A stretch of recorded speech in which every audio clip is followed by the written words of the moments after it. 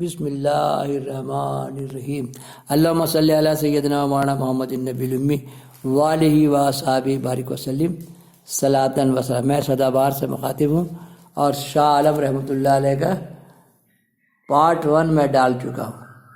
Part 1 صفحہ 45 ہدا اسلامی ڈائجسٹ 1999 اور واقعات اولیاء اللہ نمبر۔ اللہم صلی علی سیدنا و مولانا محمد النبی الامی والہ واصحابہ بارک وسلم صلاۃ و سلام علیک یا رسول اللہ۔ میں سدا بہار سے مخاطب ہوں۔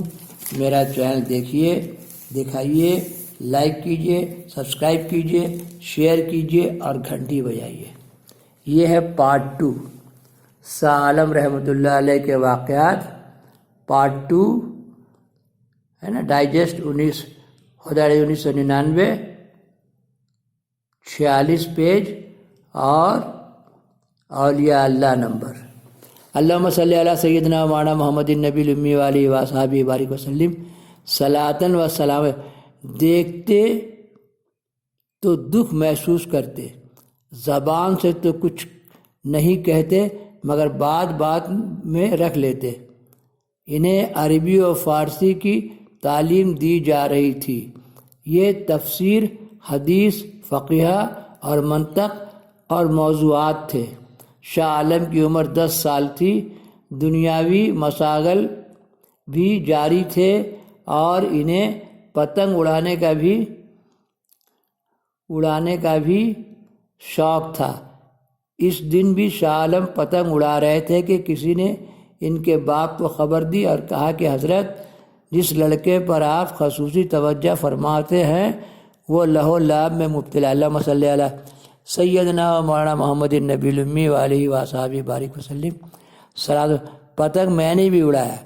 پتنگ اڑانے سے جو ہاتھ سے اڑاتے، لٹائی سے نہیں، ہاتھ سے جو لوگ اڑاتے ہیں تو جس کو اسپونڈلائز مانے ہاتھ میں باد ہے، مانے دونوں کاندھا پکڑتا ہے ہاتھ کا، وہ اگر پتنگ اڑائے تو اس کو بہت آرام ملتا ہے۔ پتنگ اڑانا اسپونڈلائز کا بھی علاج ہے، اس ہاتھ کا ورزش ہے۔ وہ جس کا کاندھا پکڑتا ہے، جس کا ہاتھ جام ہو جاتا ہے، وہ اگر پتنگ اڑائے تو اس کا جام کھلتا ہے۔ میرے کو اسپونڈلائز ہو گیا تھا تو ہم بچوں لوگ کے ساتھ کھیلتے اور بچوں لوگ کے ساتھ پتنگ اڑاتے، تو اللہ کا شکر ہے کہ میرا اسپونڈلائز ختم ہو گیا۔ اور اللہ کے ولی کہ اندر کوئی نہ کوئی ایسا خاصیت، آپ سب سے بڑا ہر بات کا اچھا نتیجہ نکالو جس سے عوام کو فائدہ پہنچتا ہے۔ اللہم صلی علی سیدنا و مولانا محمد النبی الامی والہ واصحابہ بارک وسلم صلاۃ۔ پتنگ اڑانے میں جو ہاتھ سے اڑاتے ہیں، لٹائی سے نہیں، جو ہاتھ سے اڑاتے ہیں ان کا اسپونڈلائز کا علاج ہو جاتا ہے۔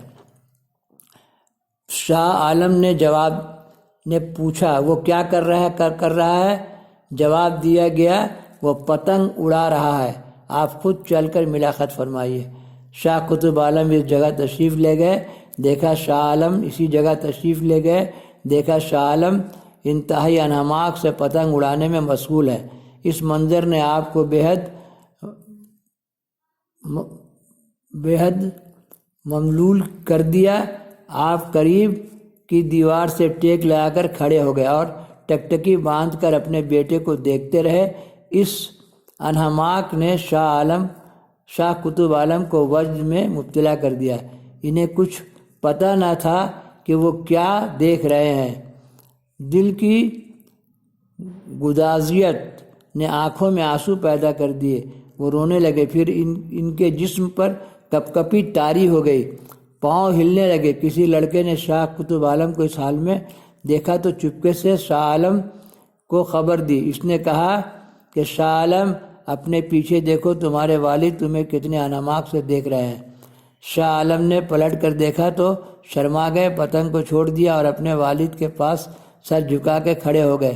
بولے معاف کیجیے گا، میں نے آپ کو دیکھا نہیں۔ باپ کی نظریں جس نقطے پر مرکوز تھیں وہاں سے نہیں ہٹیں، ایسا لگا جیسے انہوں نے سنا ہی نہیں ہو۔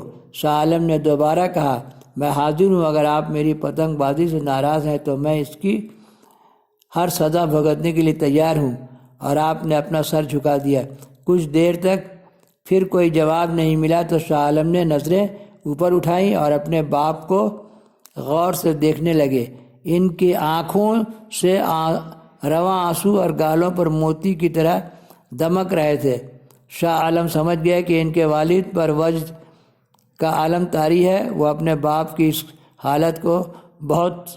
حالت سے بہت خوش ہوئے اور زیر لب کہا، یہ کتنا مبارک وقت ہے اور کتنا اچھا موقع ہے کہ مجھے ایسا لگ رہا ہے کہ یہ وقت آپ کے عطا کیا ہے اور میرے وصول کرنے کا۔ اس کے بعد شاہ عالم نے اپنے باپ کا شانہ پکڑ کے ہلا دیا اور کہا، خدا کے لیے آپ مجھ کو اس سے محروم نہ کیجیے، میں آپ سے آپ کی کیفیت حاصل کر کے رہوں گا۔ شاہ قطب عالم کے کانوں میں اپنے بیٹی کی آواز جو گئی تو جیسے کسی قدر ہوش میں آ گئے۔ اللہم صلی علی سیدنا و مولانا محمد النبی الامی وعلیہ وصحبہ بارک وسلم صلاۃ۔ اس سے آگے پارٹ 3 میں ڈالوں گا۔ اللہم صلی علی سیدنا و مولانا محمد النبی الامی وعلیہ وصحبہ بارک وسلم صلاۃ و سلام علیہ یا رسول۔